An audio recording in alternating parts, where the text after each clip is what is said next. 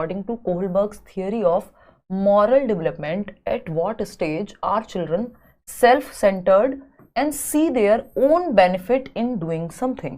बच्चे क्या हैं? आत्म केंद्रित हैं, ईगो सेंटर्ड हैं, सेल्फ सेंटर्ड हैं, क्योंकि पियाजे की थ्योरी से इंस्पायर्ड है। पियाजे की थ्योरी से इंस्पायर्ड है, तो यहाँ पे अभी मैं पहले नहीं बताऊंगी, नहीं तो आप लोग आंसर सही दे दोगे। आगे एक क्वेश्चन आएगा, बहुत इंपॉर्टेंट क्वेश्चन है ना। कई सारे ऐसे अलग अलग क्वेश्चन हैं, कुछ ऐसे क्वेश्चन हैं जो आते ही रहते हैं। ठीक जी, चश्मा चेंज हो गया, कुछ चेंज नहीं हुआ है यार, बस देखना एक बार। अगर हम बात करें कोहलबर्ग के नैतिक विकास सिद्धांत के अनुसार किस स्तर पर बच्चे आत्म केंद्रित होते हैं, सेल्फ सेंटर्ड होंगे, ये आपको एज का तो आइडिया है ही, ये 7 वर्ष के आसपास तक की उम्र होगी, 3 से 7, 2 से 7 कहीं, अगर पियाजे की थ्योरी भी आपने पढ़ी है तो। और यहाँ पे पूछा क्या है, and see their own benefit in doing something, यानी खुद का क्या फायदा होगा किसी काम को करने में, ये देखते हैं वो। अच्छा ठीक है, देखते हैं खुद का, मेरा क्या फायदा होगा, सेल्फ इंटरेस्ट। सेल्फ इंटरेस्ट कौन सी स्टेज है? अभी मैं वो छोटा सा वीडियो भी दिखाऊंगी, फिर से मुझे याद आ गया। At the second stage in the first level, tit for tat, give and take, you scratch my back and I will scratch yours. मेरा टिफिन खाया तो तुमको भी कल अपना टिफिन खिलाना पड़ेगा, है ना, बदले में मुझे क्या मिलेगा, बाहर दुकान से सामान क्यों लेके आऊं, मुझे क्या मिलेगा। तो ये कौन सा स्तर है? Tit for tat, mutual exchange, मुझे क्या मिलेगा, है ना, इंस्ट्रूमेंटल पर्पस ओरिएंटेशन कह देते हैं इसको हम। ठीक, मेरा क्या फायदा, मैं क्यों करूं कोई काम, है ना। 5 चलो अपनी भी एक चॉकलेट ले आना, इसलिए घर में रिश्तेदार आए हुए हैं, बिस्किट नमकीन कुछ तो ले आओ यार, हाँ चॉकलेट लानी है तो मैं ले आऊंगा, मेरा क्या फायदा है, सेल्फ इंटरेस्ट, है ना। म्यूचुअल इंटरेस्ट की भी नहीं, म्यूचुअल एक्सचेंज की बात, मुझे क्या मिलेगा बदले में। ठीक है, इस पे बहुत बार क्वेश्चन आया हुआ है, लगभग हर बार क्वेश्चन आता है। एक बच्चा है जिसने 2 बच्चे लड़ रहे हैं आपस में, और ये कौन सी स्टेज है, फर्स्ट लेवल की सेकेंड स्टेज है। 4 से 10 वर्ष की उम्र का बच्चा इस स्टेज में होता है, ये एक बेसिक बात है, प्राइमरी स्कूल चिल्ड्रन बेसिकली। और अगर हम बात करें यहाँ पे, तो वो क्या देखेगा कि 2 बच्चे आपस में लड़ रहे हैं कि क्या हुआ, तो पूछोगे कि मैम इसने मेरी कॉपी फाड़ दी, वो कहेगा इसने भी तो मेरी पेंसिल तोड़ी थी। तो वो कुछ ना कुछ बदले की बात चल रही है। म्यूचुअल एक्सचेंज में क्या मिलेगा, मेरा सेल्फ इंटरेस्ट क्या है, किसी काम को मैं तब करूं जब मेरा क्या फायदा होगा, मुझे क्या मिलेगा। तो पहले स्तर के दूसरे चरण में टिट फॉर टैट कहते हैं इसको, जैसे को तैसा। पहला स्तर क्या है, फर्स्ट लेवल है pre conventional level. Pre conventional level बोले तो 3 लेवल हैं, कन्वेंशनल तीनों ही लेवल्स में आता है, यानी परंपराओं से पहले, परंपराओं के दौरान और परंपराओं के बाद। ठीक है, अगर हम देखें यहाँ पे तो एक छोटी सी चीज हमें देखनी है, ये तो हुई बैच की क्लास, ये शायद अच्छा कल होगी लास्ट क्लास, मैं बताऊंगी आपको बाद में। प्री कन्वेंशनल, कन्वेंशनल, कन्वेंशनल का मतलब ही है परंपराएं, और पोस्ट कन्वेंशनल, ये 3 लेवल हैं जो आपकी कोहलबर्ग की थियरी में आते हैं। हर एक लेवल पे 2-2 स्टेजेस हैं, तो टोटल स्टेज पूछे तो 6, लेवल पूछे तो 3। ठीक, लेवल सबके नहीं निकलेंगे, वो वाली कहानी नहीं है, ये कोहलबर्ग ने बहुत पहले लेवल दे दिए थे, ये आपके जो भी वो मार्केटिंग टाइप की चीजें वो नहीं है। ठीक है, आजकल चल रहा है बहुत। तो अगर हम देखें प्री कन्वेंशनल लेवल जो है पूर्व पारंपरिक, इसमें पहला है पनिशमेंट एंड ओबीडियंस, यानी पनिशमेंट से बचने के डर से, मम्मी मारेगी चुपचाप से जो कहा है कर देता हूं, होमवर्क कर लेता हूं, डांट पड़ेगी, चालान कट जाएगा। ठीक, और यहां पे क्या है, दूसरा है tit for tat, mutual exchange, या फिर give and take, instrumental purpose orientation, 15 नाम इसके हो सकते हैं, है ना, अलग अलग नाम। तो ये है आपका सेकेंड स्टेज फर्स्ट लेवल की। यहां पे इस लेवल में खुद की मॉरलिटी 0 होती है, एब्सेंस है मॉरलिटी की, खुद की कोई मॉरलिटी नहीं है, बाहर से एक्सटर्नल रूल्स की वजह से। कन्वेंशनल की अगर हम बात करें तो इसमें सोसाइटी के आधार पे व्यक्ति की सही और गलत, मॉरलिटी मतलब सही और गलत क्या है, आपका सही और गलत के सिद्धांत। ठीक, पोस्ट कन्वेंशनल में सेल्फ के चोजन एथिकल प्रिंसिपल्स होंगे, व्यक्ति खुद से चूज करेगा क्या सही और क्या गलत है, यानी परंपराओं के परे चले गए तो सेल्फ पे आ गई बात, जब परंपराओं पे थे तो सोसाइटी पे आ गई। प्री कन्वेंशनल, खुद की मॉरलिटी 0 है, बस डांट या डर से बचने के लिए कोई काम कर रहे हैं या अपने फायदे के लिए काम कर रहे हैं। तो eight the second stage in the first level, at the first stage in the first level नहीं, वो पनिशमेंट से बचने के लिए अगर करता है, बच्चे को यही उसकी मदर ने कहा होता है, एक थप्पड़ लगेगा बेटा, चुपचाप से ले आओ सामान, देखना, फिर आंखें दिखा दी होती तो वो चला जाता, तो ये फर्स्ट लेवल हो जाता। एट दी 5th स्टेज का तो कोई दूर दूर तक मतलब ही नहीं है। At the 3rd stage in the second level, वो तो लॉ एंड ऑर्डर होता है कि आपको ऑर्डर को या लॉ को, नियमों को फॉलो करना ही है, तो वो तो है ही नहीं कि आप रेड लाइट इसलिए ब्रेक नहीं करते क्योंकि फिर सब रेड लाइट ब्रेक करेंगे तो कैसे चलेगा, वो एक रूल है जो फिक्स है, इसलिए वो फर्स्ट होता। लेकिन यहाँ पे सेल्फ इंटरेस्ट की, सेल्फ सेंटर्ड है बच्चा। Second level tit for tat, mutual exchange, बहुत बार पूछा जाता है यहाँ से क्वेश्चन, है ना। मैं वो वाला एग्जाम्पल पे देती हूँ, आप मंदिर गए थे, आपकी चप्पल कोई लेके चला गया, आप किसी और की पहन के आ गए, ये है टिट फॉर टैट वाली मॉरलिटी, है ना, सेकंड लेवल की। अब आता है क्वेश्चन नंबर सेकंड, दी स्टेज 5, पांचवी स्टेज की बात हो रही है, टोटल स्टेज 6 हैं, of post conventional morality as given by Lawrence Kohlberg is marked by. Lawrence Kohlberg द्वारा दिए गए उत्तर पारंपरिक नैतिकता के चरण 5 को किस द्वारा चिन्हित किया जा सकता है? कौन सा ऑप्शन ये बताएगा कि 5th लेवल की बात हो रही है? पहला ऑप्शन है, a free argument to follow a social contract for the benefit of humanity, यानी मानवता के लाभ के लिए एक सामाजिक अनुबंध का पालन करने के लिए एक स्वतंत्र समझौता, ये है। या फिर a free exploration of ethics even beyond social contract, या फिर formulation of moral rules that bypass ethics, यानी ऐसे रूल्स को फॉर्मुलेट किया जा सकता है जो एथिक्स के परे चले जाएं, या फिर the need to appear to be good as a person, ये तो थर्ड स्टेज है, जब good boy nice girl, mummy papa आप पे प्राउड महसूस करेंगे इसलिए कोई काम करना है, तो ये थर्ड स्टेज है सेकंड लेवल की, कन्वेंशनल लेवल की, ये तो फोर्थ हो गया, तो ये हट गया यहां से ऑप्शन में। बाकी देखते हैं 5th स्टेज की बात हो रही है कन्वेंशनल मॉरलिटी में, कैसे मार्क्ड बाय व्हाट, इसमें क्या होता है ना, किससे इसको चिन्हित करेंगे, किससे आइडिया लगेगा? Formulation of moral rules that bypass ethics, a free exploration of ethics even beyond social contract, या फिर a free agreement to follow a social contract for the benefit of humanity. ये बहुत ही क्लोज ऑप्शंस हैं, सब एक जैसे ही लग रहे होते हैं। आप ये दोनों बातें सही है, लेकिन इसके पीछे का जो थॉट है वो थर्ड ऑप्शन में बताया गया है। अभी समझते हैं क्या कहानी है। फर्स्ट नहीं है इसका सही आंसर, इसका आंसर है थर्ड ऑप्शन। देखिएगा एक बार, यहां पे आंसर होगा नैतिकता को दरकिनार करने वाले नैतिक नियमों का निर्माण। अब ये हिंदी में थोड़ा सा अजीब लग सकता है पढ़ने में, लेकिन इसका मतलब क्या देखते हैं। फॉर्मुलेशन ऑफ मॉरल रूल्स, यानी ऐसे नैतिक नियम आप बना रहे हैं दैट बाईपास एथिक्स, यानी जो एथिक्स के बियॉन्ड चले जाएं, ठीक है ना। तो आप अब एथिक्स को हिंदी में क्या कहते हैं ये मुझे नहीं पता, बट आई थिंक नैतिकता के अराउंड कोई तो शब्द होगा। चलिए देखिए, अगर हम देखें यहां पे दरकिनार करने वाले, अब basically formulation of moral rules that bypass ethics, यानी ऐसे मॉरल रूल्स व्यक्ति बनाएगा। अब मॉरलिटी और एथिक्स का डिफरेंस समझने की जो नौबत है वो हमारी यहां आ जाती है, जो सीटेट में नहीं आती थी, ठीक। तो मॉरल्स और एथिक्स को अगर हम यहां पे बांट के देखें सिंपली, तो बहुत ही एक लाइन में समझेंगे, क्योंकि हमें कोई बहुत भारी बात की जरूरत नहीं है। मॉरलिटी और एथिक्स, ठीक है, ठीक, सिंपल है। ये थोड़ी सी इंडिविजुअल लेवल पे ज्यादा है, पर्सनल होती है मॉरलिटी या नैतिकता। वहीं एथिक्स की जब हम बात कर रहे हैं तो ये एनवायरनमेंट के हिसाब से ज्यादा होंगे या सोसाइटी बेस्ड ज्यादा होंगे। हालांकि मॉरलिटी भी वैसी ही है, बहुत माइन्यूट सा डिफरेंस है। तो अगर यहाँ पे देखें, ये एनवायरनमेंट के हिसाब से चेंज हो सकता है या आसपास का जो माहौल है उसके हिसाब से। मॉरलिटी में आपकी पर्सनल इंडिविजुअलिज्म ज्यादा है, आप पर्सनली किस चीज को सही मानते हैं। जैसे चीटिंग को, भाई आप एक रिलेशनशिप में हैं, शादी में है, वॉटएवर, चीटिंग को समाज गलत मानता है, एथिकली गलत चीज है बिल्कुल। किसी का मॉरल प्रिंसिपल ये हो सकता है जिसको लगता हो ठीक है यार, क्या फर्क पड़ रहा है मेरे को, है ना। मॉरली तो वो मॉरलिटी या मॉरल प्रिंसिपल्स क्या है, इंडिविजुअल ज्यादा है या पर्सनल ज्यादा है, व्यक्तिगत ज्यादा है। वहीं एथिक्स एनवायरमेंट या सोसाइटी बेस्ड ज्यादा है ना। तो जबकि सोसाइटी कह रही है ये क्या एथिकल काम थोड़ी है ये। फिर हम सुनते हैं कहीं से, बॉलीवुड से या इधर से उधर से, कि भाई म्यूचुअल दो लोगों का अपना एक अग्रीमेंट है और उनके लिए वो चीज सही है, उनको लग रहा है ठीक है भाई, जिसका जहां मन करे रहो, चीटिंग करो, कुछ भी करो, उनके लिए वो चीटिंग है ही नहीं। ये क्या है, ये मॉरलिटी है जो इंडिविजुअल बेस्ड है। एथिकली आपको वो गलत लगेगा क्योंकि एज अ एनवायरमेंट में सोसाइटी को वो चीज शायद सही ना लगे, ठीक। तो ये एक चीज हुई। तो यहाँ पे वही बात हो रही है कि जब 5th स्टेज में व्यक्ति पहुंच जाएगा तो वो फॉर्मुलेट कर पाएगा formulation of moral values that bypass ethics, यानी जो सोसाइटी के नॉर्म्स हैं उनके परे भी उसके कुछ मॉरल रूल्स बनाने की क्षमता उसके अंदर आ जाएगी 5th स्टेज पे, कि जो नियम हैं अगर वो भला नहीं कर रहे या उसके पार भी एक दुनिया हो सकती है। जरूरी नहीं है जो नियम है वो फिक्स्ड हैं या एब्सोल्यूट हैं, उनमें परिवर्तन नहीं लाया जा सकता। ये बात होती है यहाँ पे स्टेज 5 में। और यहाँ पे free agreement to follow a social contract for the benefit of humanity, free agreement नहीं है ना। ये फ्री अग्रीमेंट नहीं है कि भाई बेनिफिट हो रहा है ह्यूमैनिटी का इसलिए आप क्या करो, ये कर लो, वो कर लो, ये सब इसके अंदर आएगा। लेकिन इसका बेसिस यही है, a free exploration of ethics even beyond social contract. Social contract से ही एथिक्स बने हैं, तो ये लिंग्विस्टिकली बहुत सही बात नहीं बनती है, ठीक है। चलिए खैर आगे बढ़ते हैं। तो मानवता के लाभ के लिए एक सामाजिक अनुबंध का पालन करने के लिए एक स्वतंत्र समझौता।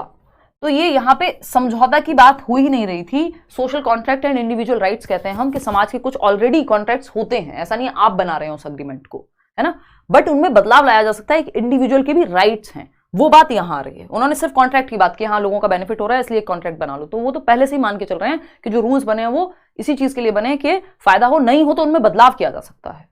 ठीक, तो यहां पे व्यक्ति फॉर्मुलेट कर पाता है moral rules that bypass ethics, जो समाज के लिए हो सकता है, जो फिक्स नियम है, जैसे हम किसान आंदोलन की यहां पे बात कर सकते हैं, तो वो क्या है, अगर हम बात करें तो वो नॉर्म है, रूल है, लेकिन लोगों ने क्या किया, अपोज किया, चेंज हो गया। मैं पॉलिटिकली इसको बिल्कुल भी नहीं लेके जा रही हूँ, जस्ट एक एग्जांपल दे रही हूँ। तो ये क्या हुआ, एक बड़ी पॉपुलेशन ने कहा भाई नियम है ठीक है, लेकिन नियम समाज के लिए ही बने ना, अगर हमारा फायदा उससे नहीं हो रहा तो बदल दो, उसको चेंज किया जा सकता है। तो जो नियम है, जो एथिक्स थे, बाईपास कर दिया उनको मॉरल रूल्स ने, जो पर्सनल इंडिविजुअल्स के रूल्स थे अपने, वो आकर के उन्होंने कहा नहीं भाई आपने जो एनवायरमेंट में एथिक्स सेट किए ये काम नहीं कर रहे हमारे लिए, हमारे बेनिफिट के लिए नहीं है, इसको चेंज करो, तो वो ऑलरेडी ही इधर आ जाएगा। तो third option is the right answer. आगे बढ़ेंगे, क्वेश्चन नंबर 3 देखिएगा, कहता है कैरल गिलिगन, ये तीनों टाइप ही इंपॉर्टेंट है, Carol Gilligan critiqued Lawrence Kohlberg's theory of moral development by arguing that men have morality of dash while women have morality of dash। Carol Gilligan ने Lawrence Kohlberg के नैतिक विकास के सिद्धांत की यह तर्क देकर आलोचना की कि पुरुषों में डैश की नैतिकता होती है जबकि महिलाओं में डैश की। यानी कैरल गिलिगन ने क्रिटिसाइज किया है, इवन कोहलबर्ग को कई तरीके से क्रिटिसाइज किया जा चुका है, इनके 4-5-6 क्रिटिसिज्म हैं जिन पे हम अभी चर्चा करेंगे, मुख्य रूप से 3 पढ़ते हैं, उन्हीं से जोड़ करके मैं आपको 2-4 और एक्स्ट्रा बताऊंगी।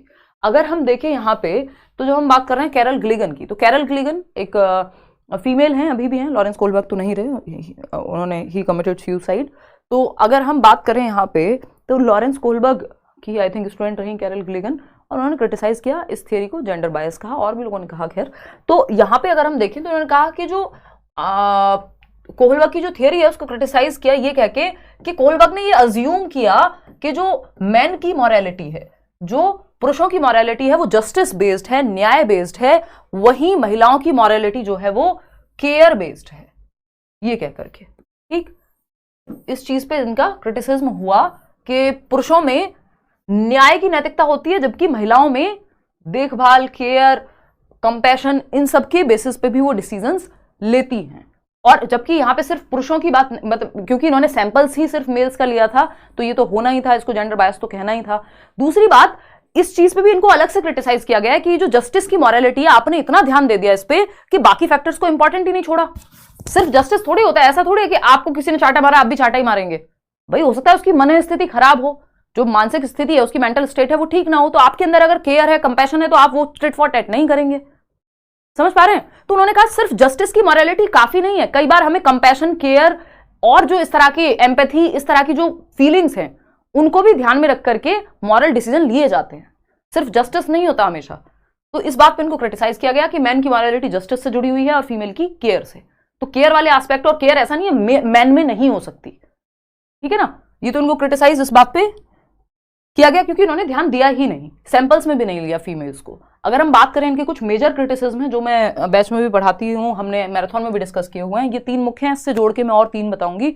Not applicable in all cultures, यानी ये थियरी को हर तरह से बायस ही बायस कहा गया है। अगर देखें हम कि कल्चर बायस है इस थियरी में, यानी संस्कृति पक्षपात है कि भाई 2 तरह से अगर हम देखें तो एक इंडिविजुअलिस्टिक कल्चर्स हैं, अमेरिका है, जो वेस्टर्न कंट्रीज हैं जहां इंडिविजुअल महत्वपूर्ण है, और हमारी कंट्री किसमें आती है, कलेक्टिविस्ट कल्चर है हमारे यहाँ, सबको साथ लेके चलो, है ना, सबका साथ सबका विकास टाइप की चीजें, ठीक है। तो अब होगा क्या उसमें, ये बात मैं वैसे भी कहती हूँ आपके बैचेस में भी कि हमारे यहाँ बहुत रेयर आपको देखने को मिलेगा, स्पेशली गांव वगैरह में जहां कलेक्टिविस्ट सोसाइटी और ज्यादा मतलब उसकी पकड़ है कि माँ बाप को या बूढ़े माँ बाप को या दादा दादी को कोई ओल्ड एज होम छोड़ के आए हो। इसका मतलब ये नहीं है सबको बहुत प्यार है अपने दादा दादी से, किसी के मन में नहीं आ रहा, किसी को बोझ नजर नहीं आ रहे, वो प्रैक्टिकल बात नहीं है। अगर आप ग्राउंड रियलिटी में जाएंगे सारे लोग वैसे नहीं होते, हर तरह के लोग हैं। मैं ये भी नहीं कह रही कि किसी को नहीं होता, ऑफ कोर्स लोगों को होता है, तो लेकिन सब लोग 100% ऐसे होंगे जो आउट ऑफ लव और केयर ही अपने बूढ़े माँ बाप की सेवा कर रहे होंगे, जरूरी नहीं है। कुछ ऐसे भी होंगे जो शर्म की वजह से नहीं भेज पाएंगे कि समाज क्या कहेगा, आसपास के लोग क्या कहेंगे, गांव में जीना हराम हो जाएगा। ये एग्जैक्टली इसी तरह की बातें होती हैं अगर माँ बाप को कहीं भेज दिया तो, ओल्ड एज होम भेज दिया तो हमारी क्योंकि सोसाइटी कलेक्टिविस्ट है, तो हमारे यहाँ ये चीज गलत मानी जाएगी, इसलिए कई लोग ऐसा काम नहीं करेंगे जो उस सोसाइटी में एक्सेप्टेबल नहीं है। वहीं इंडिविजुअलिस्टिक सोसाइटीज में, जहां व्यक्ति या इंडिविजुअल ओरिएंटेड सोसाइटी है, वेस्टर्न कंट्रीज हो गई, वहां पे ये चीज कॉमन प्रैक्टिस हो सकती है कि माँ बाप अलग रहते हैं, बेशक बूढ़े हैं, और आप अलग रहते हैं, या फिर बच्चा 18 साल का हुआ तो वो अलग। तो हमारे यहाँ बच्चा बच्चा ही रहता है जीवन भर, जब तक माँ बाप जीवित हैं वो बच्चा ही रहेगा, अपने डिसीजंस बहुत कम ले पाता है कई बार।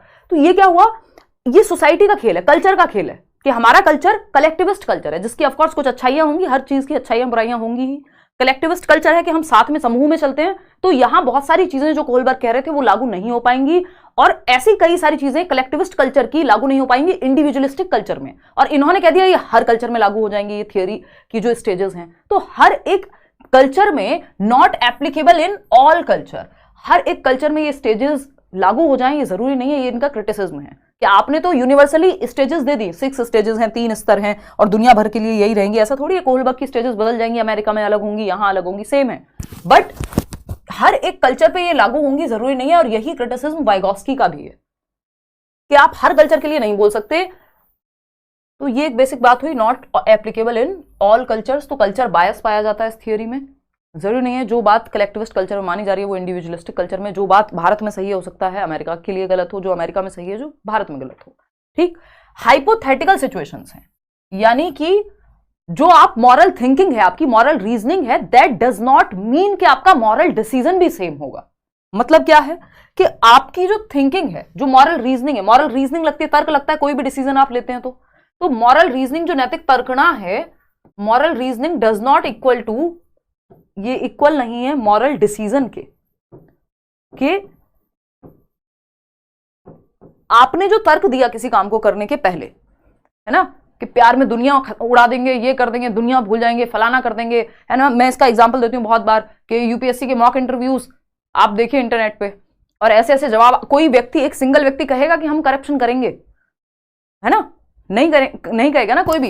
एक से एक बढ़िया जवाब आप दे सकते हैं जब हाइपोथेटिकल सिचुएशन हो, जब परिकल्पनात्मक सिचुएशन हो, जब इमेजिनरी सिचुएशन हो, जब आपको कहा जाए अच्छा जी पिताजी को बचाओगे या पत्नी को, तो आप कुछ भी कह सकते हैं, आप कह देंगे नहीं पिताजी को बचाएंगे, हो सकता है रियलिटी में पत्नी को बचा लें आप। तो ये हाइपोथेसिस में, परिकल्पना में, इमेजिनेशन में जब आपसे कुछ पूछा जा रहा है तो आपकी रीजनिंग कुछ और हो सकती है, और एक्चुअल में एक्शन आपका जब होगा, मॉरल डिसीजन जब आप ले रहे होंगे, वो एकदम अलग हो सकता है। तो इस बात पे भी इनको क्रिटिसाइज किया गया, इनकी आलोचना की गई कि जरूरी नहीं है कि जिन लोगों ने, इन्होंने अगर कोहलबर्ग की बात करें, जो ग्रुप बना के मॉरल डिस्कशन करके थियरी दी, उन लोगों ने उस माहौल में जो जवाब दिए, जरूरी नहीं है जब रियलिटी में सिचुएशन आएगी तो वो वैसे ही करेंगे।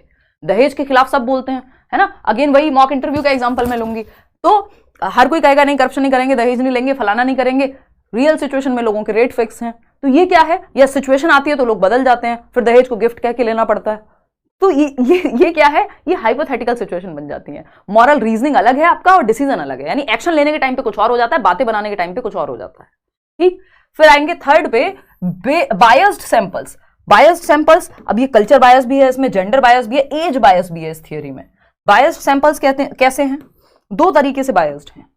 एक तो ये जेंडर बायस तो है ही कि महिलाओं के पर्सपेक्टिव को इसमें ध्यान में नहीं रखा गया। दूसरा, जितने भी सैंपल थे जिन पे ये थियोरी बनाई गई, जिनको बिठा करके, उन सैंपल्स में सिर्फ मेल्स थे, 16 साल तक के लड़के ही थे, सिर्फ बॉयज को ही रखा गया, मेल सैंपल है।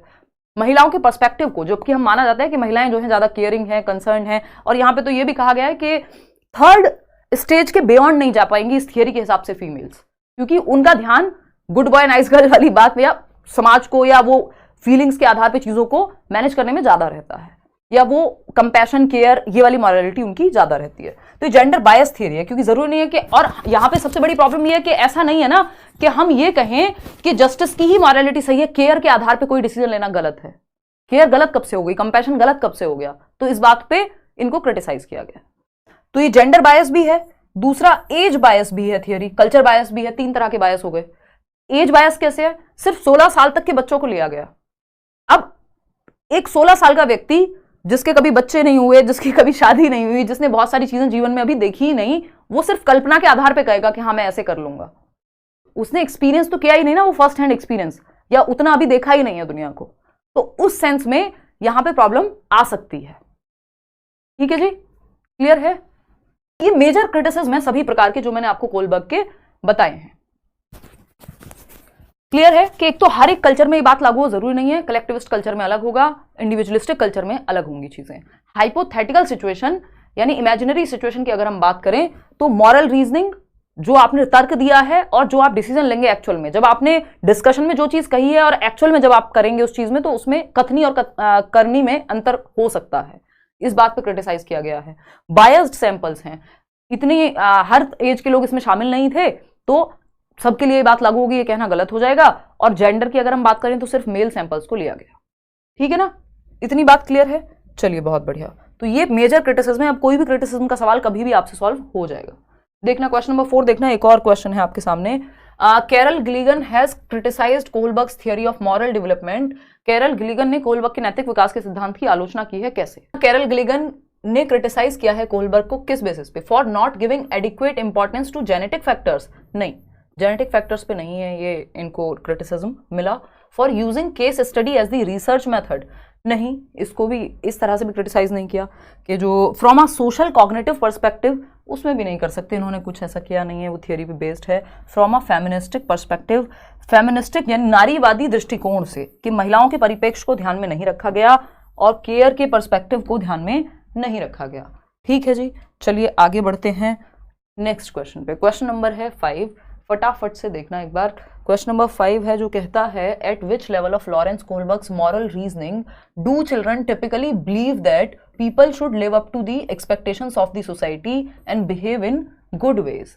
यानी कौन से स्तर पे ये रीजनिंग होती है एक व्यक्ति की कि लोगों को टिपिकली ये बिलीव करना है कि people should live up to the expectations of society, यानी समाज की आकांक्षाओं के अनुसार लोगों को जीना चाहिए और उसी हिसाब से बिहेव करना चाहिए, गुड वेज में, अच्छे तरीके से व्यवहार करना चाहिए, समाज की अपेक्षाओं को पूरा करने के लिए जीना चाहिए। फटाफट से बता दीजिए कि इसमें क्या बात सही होगी, क्या नहीं होगी। देखिएगा, लॉरेंस कोलबर्ग के नैतिक तर्क के किस स्तर पर, क्या बच्चे आमतौर पर मानते हैं कि लोगों को समाज की अपेक्षाओं पर खरा उतरना चाहिए और अच्छे तरीकों से व्यवहार करना चाहिए? Good boy nice girl, pre conventional level नहीं है, ये कन्वेंशनल है, क्योंकि समाज की बात हो रही है। प्री में तो समाज से पहले की स्टेज है। Good boy nice girl third stage है ना? Believe that people should live up to the expectations of the society and behave in good ways, और फोर्थ स्टेज भी इसी में आ जाएगी, क्योंकि इन्होंने जनरल बात कही है। थर्ड और फोर्थ दोनों ही इसी में आ जाएंगे। पारंपरिक स्तर है जो दूसरा स्तर है, परंपराओं यानी सोसाइटी के हिसाब से व्यक्ति यहाँ पे बिहेव करता है। मैंने आपको बताया था अभी 2 मिनट पहले ही, याद हो अगर, है ना, कि कन्वेंशनल लेवल पे क्या है, सोसाइटी के हिसाब से बिहेव करेगा व्यक्ति। चलिए खैर आते हैं नेक्स्ट क्वेश्चन पे, और नेक्स्ट क्वेश्चन है क्वेश्चन नंबर 6। तो फटाफट से देखते हैं क्वेश्चन नंबर 6। नूरी जजेस other actions based on the argument that we have some duties towards society and we should obey rules for that sake. As per Lawrence Kohlberg, what stage of moral reasoning is Nuri at present? मतलब नूरी अन्य कार्यों का मूल्यांकन इस तर्क के आधार पर करती है कि समाज के प्रति हमारे कुछ कर्तव्य हैं, हमारी कुछ ड्यूटीज हैं सोसाइटी को लेके। मनुष्य एक सामाजिक प्राणी है। मम्मी का डायलॉग याद आ गया मुझे, एनीवेज अरस्तु ने कहा है, एरिस्टोटल ने। ठीक, तो नूरी जजेस other actions based on the argument that we have some duties towards society and we should obey rules for that sake. क्योंकि हमारा कुछ समाज के प्रति भी कर्तव्य है, तो हमें नियमों को इसलिए मानना चाहिए। क्यों? क्योंकि हमारा समाज के प्रति कर्तव्य है ना? आप डेविल के पीछे, डेविल आपके पीछे, तो क्योंकि आपका समाज के प्रति कर्तव्य है तो आपको मानना चाहिए, आपको मानना चाहिए क्योंकि समाज के प्रति कर्तव्य है। As per too much fun, as per Lawrence Kohlberg, what stage of moral reasoning is Nuri at present?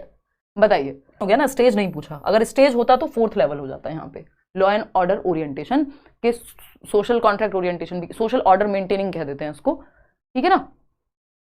और यहाँ पे ये 4th स्टेज आपकी हो जाती है परंपरागत, क्योंकि समाज के हिसाब से, सोसाइटी के हिसाब से अगर डिसाइड हो रहा है कोई भी काम जो तर्क है, तो वो कन्वेंशनल लेवल है। सोसाइटी है ही नहीं या व्यक्ति की खुद की कोई मॉरलिटी है ही नहीं, एब्सेंस है, बस पनिशमेंट वगैरह से बचने के लिए कर रहा है, तो प्री कन्वेंशनल हो गया। पोस्ट कन्वेंशनल में सेल्फ के रूल्स होते हैं। ये सिंपल तरीका है तीनों का जवाब ढूंढने का, फॉर्मल, ऑपरेशनल या फॉर्मल कन्वेंशनल कुछ होता ही नहीं है। ठीक, क्वेश्चन नंबर 7 देखिएगा और जवाब दीजिएगा। क्वेश्चन नंबर 7 क्या कहता है, देखिएगा। Lawrence Kohlberg evaluated the dash among children and adults. Lawrence Kohlberg ने बच्चों और वयस्कों के बीच डैश का मूल्यांकन किया। कैसे? Impact of praise on emotions, factors influencing physical development, कि उनका शारीरिक विकास कैसे होता है, या फिर डेवलपमेंट ऑफ मॉरल रीजनिंग, या कोर्स ऑफ इमोशनल डेवलपमेंट। बताइएगा फटाफट से। बात क्या है, लॉरेंस कोहलबर्ग ने बच्चों और वयस्कों के बीच डैश का मूल्यांकन किया। नैतिक तर्क का विकास कैसे होता है बड़े और बच्चों में, जब वो छोटे होते हैं 4 से 10 साल में, फिर 10 से 13 साल में जो कन्वेंशनल लेवल है, 13+ जो कि पोस्ट कन्वेंशनल लेवल है, तो कैसे उनका एज के हिसाब से अलग अलग तरह से उनका सही और गलत बदलता है।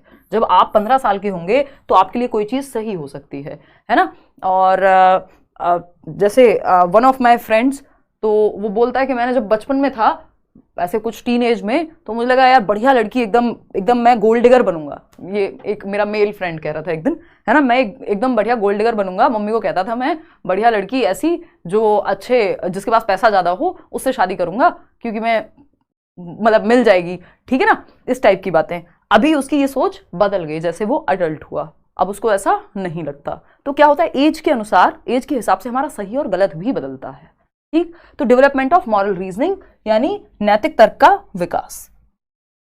क्लियर है। क्वेश्चन नंबर 8 देखिएगा, क्वेश्चन नंबर 8 देखिएगा, देखते हैं एक बार क्वेश्चन नंबर 8 क्या कहता है।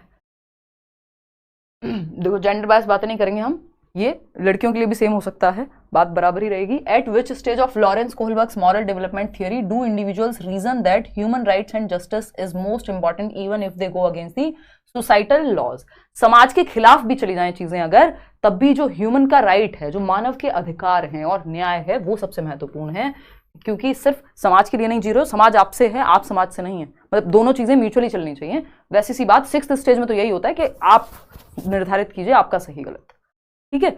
तो फटाफट से बताइए क्या होगी कहानी। कोहलबर्ग की कौन सी स्टेज है जब मॉरल डेवलपमेंट थियरी में कि do individuals reason that human rights and justice is most important even if they go against the societal laws. भाई मानव के अधिकार इंपॉर्टेंट है, चाहे आपके लॉज को बदल दो अगर जरूरत पड़े तो ये लास्ट स्टेज है ना। यूनिवर्सल एथिकल प्रिंसिपल के व्यक्ति समाज से लड़ने को तैयार है क्योंकि उसके भी कुछ ह्यूमन राइट्स हैं। जैसे दास प्रथा को इसी के तहत खत्म किया गया है ना, सती प्रथा को, और कितनी सारी चीजें होंगी। किसी ने तो सोचा होगा ना कि ये लॉज, उस समय का तो लॉ था ना कि ऐसे ही होता है, ये तो नियम है, समाज में तो ऐसे ही होता है ना, पति की मृत्यु पे पत्नी को मर जाना चाहिए, ये लॉ था ना उस समय का, सोसाइटी थी ऐसी ही वर्क करती थी। किसी ने तो कहा होगा भाई ये ह्यूमन राइट्स के खिलाफ है, ये क्या कर रहे हो आप, है ना। तो वो व्यक्ति, इसका मतलब उस समय वो बियॉन्ड समाज के परे सोच पा रहा था उस चीज को, राजा राम मोहन रॉय। चलिए खैर, पोस्ट कन्वेंशनल स्टेज है ये कुल मिला के। गुड बॉय नाइस गर्ल तो आपका 3rd स्टेज होती है, जब बस आपको अच्छा बनना है, हाँ ठीक है यार समाज में ऐसे ही होता है, चलने दो, कोई बात नहीं, सती प्रथा कोई दिक्कत नहीं है। ओबीडियंस एंड पनिशमेंट पहली स्टेज है कि आप पनिशमेंट से बचने के लिए कोई काम कर रहे हैं। अथॉरिटी के पापा डांटेंगे, लव मैरिज तो इसलिए नहीं करनी है। Authority and social order maintaining orientation, ये आपका लॉ एंड ऑर्डर है कि आपको रूल्स आर रूल्स फिक्स्ड है भाई, कोई नहीं बदल सकता, है ना। तो ये है आपका 4th स्टेज 2nd लेवल में। क्वेश्चन नंबर 9 देखिएगा, which of the following stage is not proposed by Lawrence Kohlberg in his theory of moral reasoning. Lawrence Kohlberg की मॉरल रीजनिंग की अगर हम बात करते हैं तो कौन सा चरण उन्होंने प्रतिपादित नहीं किया है नैतिक तर्कणा में, बताइएगा फटाफट से। अगर हम बात करें तो ये कन्वेंशनल स्टेज है, अनकन्वेंशनल है। अनकन्वेंशनल कुछ होता ही नहीं है इस थियोरी में, प्री कन्वेंशनल और पोस्ट कन्वेंशनल।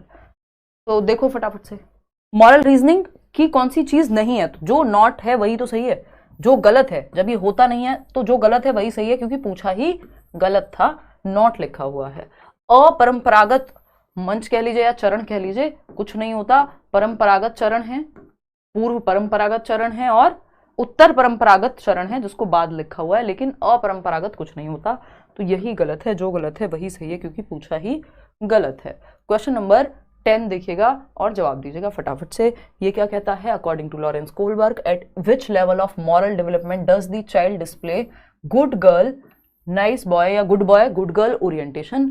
कोहलबर्ग के अनुसार नैतिक विकास के किस स्तर पर बच्चा अच्छा लड़का या अच्छी लड़की की अभिमुखता प्रदर्शित करता है, बताइएगा एक बार। लॉरेंस कोहलबर्ग का कौन सा स्तर है जब बच्चा कहेगा गुड बॉय नाइस गर्ल। माँ बाप आप पे बहुत गौरवान्वित महसूस करेंगे यदि आप नौकरी लेंगे।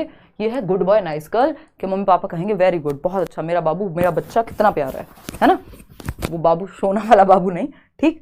अगर हम बात करें यहाँ पे और क्या हो सकता है कि आप अगर सच बोलेंगे तो आपके माँ बाप आप पे गौरवान्वित महसूस करेंगे, प्राउड होंगे, है ना, अप्रूवल मिलेगा आपको, प्रेज मिलेगा, प्रशंसा मिलेगी, यानी मम्मी गुड गर्ल कहेंगी, गुड बॉय कहेंगे। ठीक है ना, क्लियर है बात। तो ये क्या है आपका कन्वेंशनल लेवल है, थर्ड स्टेज है। प्री कन्वेंशनल में 2 स्टेजेस होती हैं, पनिशमेंट एंड ओबीडियंस, पनिशमेंट से बचने के लिए आज्ञा का पालन। इंटेंशन कोई मैटर नहीं करती, गलत काम, अगर किसी को पनिशमेंट मिल रही है उसने गलत किया होगा, उसके पीछे की इंटेंशन क्या है कोई फर्क नहीं पड़ रहा पहली स्टेज में, पहले लेवल में। फिर आता है आपका टिट फॉर टैट वाला स्टेज।